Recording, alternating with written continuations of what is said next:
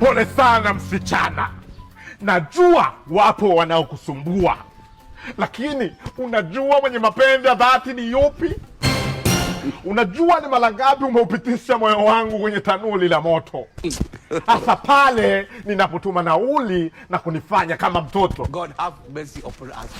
Moyo wangu una vyumba vitatu, kimoja nimemweka mama, kimoja nimemweka baba, na kimoja kinakusubiri wewe kama mpangaji mpya. Unajua faida utakazozipata ukiwa na mimi? Achana na hasara ya kubadilisha mashuka kwa mimi kutembea pekupeku. Lakini utapata kuonana na viongozi wa serikali ana kwa ana. Utapata kufika Ikulu na kuchezea tausi kama kuku au ndama.